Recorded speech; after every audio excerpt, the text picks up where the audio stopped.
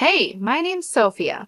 Last year, I changed my status to MS and added a wedding band to my collection of courtroom victories. Slinging arguments before a judge is my zone, but I never thought I'd need a defense strategy for family dinners. Let me explain. My husband, Billy, is a mama's boy, and I get why. Mrs. Jerry, his mom, is the queen bee of their hive. She did the single mom hustle, raising two kids on her own. Mad props for that. Then there's his sister, Lauren. She thinks she's the center of the universe. I remember the first time I walked into their place. Billy had his arm around me like I was a trophy. The living room was like a shrine, with photos of Billy and Lauren everywhere. It felt cozy, but also like I was stepping onto a movie set where they'd been playing house for years. Suddenly, I was the unexpected guest. Mrs. Jerry greeted me with a tight-lipped smile, the kind that says, "I'm smiling because I have to, but I'd rather be scrubbing the bathroom grout with your toothbrush." She wore one of those floral dresses that screamed, "I'm the matriarch." "Sophia, dear, Billy's told us so much about you," she said, sizing me up like a car she's not sure she wants to buy. "Yeah, I've been looking forward to meeting the famous Mrs. Jerry. Billy's mom has done nothing but sing your praises," I said, trying to warm up the room. "Oh, how sweet," Lauren chimed in. She'd been eyeing me like a hawk since I walked in. "Tell us, Sophia, how's the lawyer life? I picture you in court like on TV, making bank. So how much do you actually make?" I almost choked. Who asks that right away? I laughed because what else could I do? "Ah, trade secret and all that," I shot back without missing a beat. Mrs. Jerry picked up the conversation like it was a relay race. "But surely you can give us a ballpark figure for family." Billy shot me a look that said, "Please don't be mad," but I kept my cool. If I had $1 for every time someone asked me that, I'd have enough to change the subject. I tried to smile in a friendly way. Mrs. Jerry snorted. "Yeah," she snorted. "Well, it's no secret what a teacher earns, right, Billy?" she asked. Billy sighed. "Mom, let's not do this now." Right, she said, waving her hand like she was dismissing a servant. "Anyway, you'll be like family now. Sharing is caring and all that." I glanced at Billy. He had his help me face on. I knew then I wasn't just marrying Billy. I was joining some kind of domestic Cold War. A couple of weeks later, I was standing in our kitchen, wearing an apron and cooking Mrs. Jerry's famous chili recipe. Mrs. Jerry and Lauren had this habit of dropping by unannounced like they forgot it wasn't their house. "Your chili needs more heat," Mrs. Jerry said, poking at the ladle, "and less salt. Watch your husband's blood pressure." "Got it," I replied, but inside I was rolling my eyes so hard I could see my brain. Lauren was there too, leaning back on a stool like she was royalty. "You see this spot, Sophia. Cleanliness is next to godliness, isn't it, Mom?" Lauren said. Mrs. Jerry nodded like it was the gospel, and Lauren was mentally high-fiving herself. "Funny, I cleaned this place this morning," I said, wiping the spot off the counter. "Must have missed that one." Billy was in the other room, clueless, probably deep in some video game or sports stats. I decided it was time to fill him in on the home invasions. I poked my head in where he was slouched on the couch. "Hey, you got a sec." "What's up, babe?" Billy flicked his eyes up for a moment, afraid he might miss a crucial play. "Your mom and Lauren, they come in, take over, and nitpick everything I do. It's like they're looking for stuff to complain about," I said. "Ah, Sophia, they mean well? They're just..." Billy scratched his head. "I'll talk to them. They'll chill out." Back in the kitchen, it felt like the final round of a cook-off where I was the only contestant and the judges were out for blood. "So, Sophia, when's dinner?" "Billy must be starving," Lauren said, glancing at me like I was the help. "Whenever the chili decides it's ready," I replied. I respond, but I keep my voice light. It's a tricky situation. Dinner lands on the table, and I scan their faces. Mrs. Jerry stirs her food around, inspecting every bean like it holds the secret to the universe. Bit different from how I make it, Mrs. Jerry finally says. That's code for nice try, but you're no match for me. Billy dives in though. Bless him. Babe, this is awesome. Right, Mom? Lauren mutters, sure, and Mrs. Jerry just shrugs like she's agreeing with the worst food critic. After they leave, Billy is slapping his belly, saying it's all good. I watch the door shut behind them, feeling tiny, like I'm losing at a game I didn't sign up to play. The next time they pop over, it's the same old tune, like nothing changed. I must have been dreaming to think a few words from Billy might turn the tide. Still, I asked him to talk to his mother about boundaries. I thought getting married was the hard part.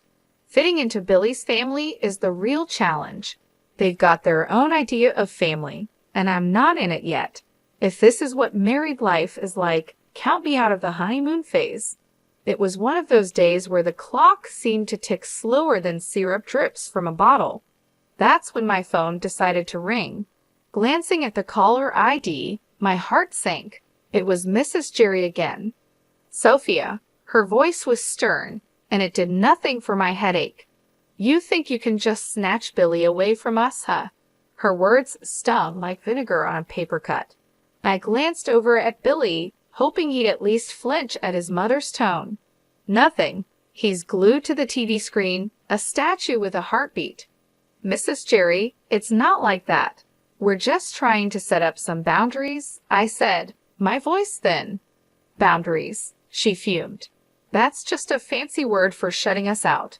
You can't do that to us, to me. He's my son. I blinked back frustration. Billy was still silent, looking like someone shrunk his spine in the wash. Listen, it's normal for married folks to want their own space. I tried to keep the edge out of my tone. Space. He's never needed space before you came, she retorted sharply. Each word chipped away at my patience. That's when Billy decided to speak up, but not to back me up. No, Mom, everything's okay. Sophia's not, she's not being unreasonable, I guess, he said, but his voice was like wet cardboard. Billy, I just can't believe this. First, Lauren tells me Sophia is making a fuss over our visits, and now this. Mrs. Jerry sounded hurt, and Billy jumped on that. Lauren said that. Billy turned to me, eyebrows raised, as if I was the one causing trouble. Yeah, she did, and I think she's right. Family is family, Billy. You can't just turn your back on us. She pressed harder, knowing she was pulling him in. I saw my husband, the man I loved, deflate like a balloon 3 days after a party. The call ended with promises of another family meeting that felt more like a summit to discuss the terms of my surrender. After the call, it was as if nothing had happened. Billy settled back on the couch, resuming his championship in channel surfing. Mrs. Jerry continued her visits, each one a master class in thinly veiled jabs. And Lauren. She might as well have been a puppet master, always getting Billy's ear whenever she pleased. When word got back to me that Lauren was bad-mouthing me all over town, my blood boiled for a second, but I didn't let it get the best of me. I knew I had to handle this the right way. I waited for the right moment to deal with Lauren directly, and that moment came sooner than I thought. I found Lauren at the market on a Sunday morning, filling her basket with groceries. She didn't see me at first, but I walked right up to her, steady and strong. Lauren, I said. She looked up and rolled her eyes. What do you want, Sophia? We need to talk. It's about the stories you've been spreading. She snorted loudly, a smirk spreading across her face. Stories. I don't know what you're talking about. The rumors, Lauren. About me. Teresa's bossy, Teresa's this and that. Cut it out. She laughed, tossing an apple up and down in her hand. And what are you going to do if I don't? You think you can boss me around? I kept my cool. Listen, spreading lies isn't just mean, it's slander, and I won't stand for it. Lauren laughed again, louder this time. You're going to sue me. Get real, Sophia. You aren't got the stomach for that. People's reputations are at stake. I'm serious, Lauren. Keep it up, and yes, I will take legal action if I need to. The arrogance just poured off her as she leaned in close. "You're in way over your head, little Miss City Lawyer. Going to take me to court." "This isn't a joke, Lauren. I'm giving you a chance to stop this nonsense before it gets serious." She shoved her face closer to mine, a challenge plain in her expression. "Bring it on, Sophia. Do your worst." With that, she spun on her heel, almost knocking over a display of canned beans, and left me standing there. Her laughter echoed through the aisle long after she was gone. I walked back home slower than usual, thinking everything over. Later that day, when my husband came back, I told him what happened.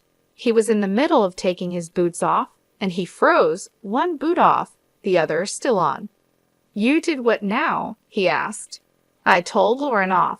I threatened her with legal action if she doesn't stop spreading rumors. His face went red, then white. "You couldn't just let it go. Why did you have to stir the pot, Sophia?" I straightened up. "Because it's not right, and I won't be walked over. Not by her, not by anyone." We were silent for a while, both lost in our thoughts. It was clear this was more than a little family squabble. It was a line drawn in the sand, and I had to stand my ground.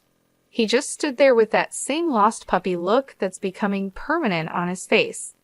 I threw myself onto the couch, fuming. The gossip might calm down for now, but Lauren is the kind of weed that keeps sprouting up. No telling when she'll start yapping again. And Billy? God knows if he'll ever find the guts to stand up to them. Right now, I just need to cool off and figure out my next move in this messy game they're all too eager to play. The whole mess with Lauren had me weighing my options like a pros and cons list in my head. I signed up for a life with Billy, not a daily soap opera with his family. And with things going from bad to worse, the word divorce started rattling around in my brain like loose change in a dryer. Then, as if on cue, Mrs. Jerry, the town's self-appointed gossip queen and Lauren's godmother, called me up. "Sophia dear," she chirped like a bird that spotted a worm, "we're throwing a little party for Lauren's engagement. It's happening at Giuseppina's next week. We'd love to see you there." The tone of her voice was all fake niceness, the kind that practically screams, "I dare you to show up." After hanging up, I stared at the silent phone, thinking how this invite smelled like a setup. Billy was already on edge, and now this. I couldn't help but blurt out to him, "Guess who's got plans for us next week?" He was sitting at the kitchen table, his forehead creased like he was trying to iron out a thought. "Who's scheming now?" "Your sister's engagement party," I said. I say it straight out. We're invited, courtesy of Mrs. Jerry. Billy's face goes a shade paler, the crease deepening. "Oh hell." "Yeah, oh hell sounds about right. So what's the plan here, Billy? We going to roll over and play nice or what?" He's quiet for too long, and I'm not having it. "Come on, spit it out." Billy finally looks up, his eyes serious. "Sophia, it's family. I think we should go." I cross my arms, feeling the heat rise up my neck, and let Lauren have a field day. I'm not their punching bag. He throws his hands up, a bit too dramatically. "What do you want me to say?" "That's my sister Sophia." I lean in, my hands flat on the table. "And I'm your wife. Does that not count for much these days?" The word divorce is right there on the tip of my tongue, but I bite it back hard. Billy runs his hand through his hair, making it stand up like he's just had an electric shock. "Of course it counts. Look, I'm stuck between a rock and a hard place here. I'm a heartbeat away from losing my cool." "Well, guess what, sweetheart, so am I. I married you, not your constant need to please your family at my expense." Billy stands up, walks over, and takes my hands. They felt rough, all work and worry. "Sophia, I love you. I do, and I hate that it's come to this. Let's not go to the party. You and me, we're a team, right?" It struck me then that this was the first time in a long while he picked me over them without flinching. It felt like finding an oasis in the middle of the desert. That night, the thought of divorce quietly tucked itself away. Not gone, but sleeping like a dog with one eye always open. but it was enough for me to catch my breath, to maybe believe that we could find some solid ground again. Giuseppina's was hopping when we showed up, walls throbbing with too loud laughter and clinking glasses. I spotted Mrs. Jerry right away, sitting Queen Bee style at the biggest table with that I rule the world look. There was Billy's sister Lauren, all grins like she won the lottery, and her guy Andrew, a deer in headlights type trying to smile. His folks were with them too, stiff and awkward like they wandered into the wrong movie theater. Mrs. Jerry zeroed in on me the second we stepped in. "Sophia," she oozed, like I was a 6-year-old not playing nice, "you'll be taking care of the bill tonight, right? To show you're one of us." I nearly spit out my drink. "What? Why me?" The table's all ears now, and the air's thick with that, "Oh, this is going to be good" vibe. Mrs. Jerry stretches her smile. "Tradition, sweetheart. The newest family member always shows their commitment." My jaw clamps shut so fast I'm surprised I don't chip a tooth. Commitment. That sounds a whole lot like a shakedown. Everyone's perked up like they're hearing a whistle. And there she goes, Mrs. Jerry puffing up like I slapped her. "Excuse me, that's uncalled for." Billy leans in, his voice barely more than a whisper. "Just do it, Sophia. It's not a big deal." "A big deal," I whisper back, my voice turning to a snarl. "No thanks, I aren't no one's piggy bank." He's hissing now, real quiet but clear. "Pay the damn bill, Sophia, or we're through." I mean it. My laugh is as sharp as a snapped wire. "You're not serious." He's all stone face and tight mouth. "You think I'm playing?" I stare him down. "Divorce over this?" He's all, "Family first, Sophia." I'm shaking my head. And where do I fit, huh? It's showdown time, and even Andrew and his parents are watching, their faces screaming, "What the hell's going on?" I push back my chair and stand, letting them all hear me. "No, I aren't doing this dance," I say, my voice like a hammer on steel. There's shock on their faces, some whispering, some wide-eyed. Billy's going red, white, red, like a stoplight losing its mind. Mrs. Jerry looks like she might choke. I walk out into the night. It's black and cool and smells like freedom. I hear the door slam behind me. My heart's racing, but it's Billy who threw the divorce word, not me. The bar was nothing special, just another hole in the wall with dim lights and the smell of old beer. I had barely settled with a glass of something strong when my phone rang. It was Billy, and for a moment I considered not answering, but I did. "Sophia, listen, I'm sorry. I didn't mean to say divorce." Billy's voice was rushed and apologetic. Before I could even think of a response, Lauren's voice blasted through. "You've ruined my engagement dinner. You selfish." The phone must have changed hands so fast my head spun. I could practically hear the venom in her voice. In the background, I heard Mrs. Jerry loud and clear. "Why should I pay? He's your son. You pay the bill. I won't have my daughter marrying into a family that doesn't know how to treat people." The chaos from Giuseppina's was spilling through the phone like a bad sitcom without a laugh track. People were arguing, and it seemed like nobody was keen on picking up the tab. I pushed away from the bar, my anger giving me a clear, calm voice. "Lauren, chill out. Your mom's the one making a scene, not me." "Sophia, hang up," Billy said, his voice a faint whisper behind his sister's ranting.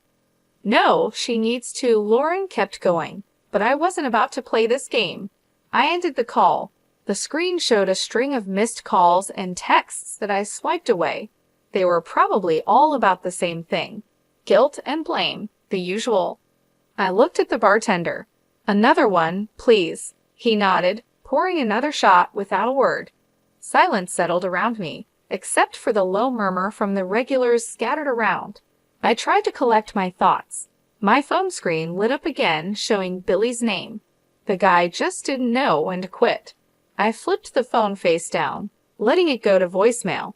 It was futile to talk when the whole crew was going off the rails back there. A few drinks later, the door to the bar creaked open, and in came a chill gust of evening air, but I didn't look up. It didn't matter who was coming and going. I thought about what had just happened and what it all meant. Here I was, sitting in a bar because my in-laws decided I was the bank, and instead of understanding, my supposed partner turned it into an ultimatum. I finally picked up my phone and typed out a text. Billy, we're done. Lauren can think what she wants, and your mom can deal with her own damn bills. I won't be part of this circus anymore. Just as I hit send, the phone rang again. This time, I shut it off.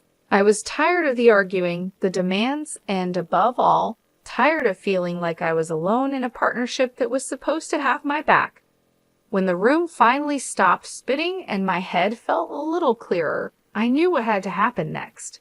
It was time to start looking forward, even if I had to do it on my own. No more games, no more being the scapegoat for a family that couldn't see past their own drama. I walked out of the bar, leaving the noise and the night behind.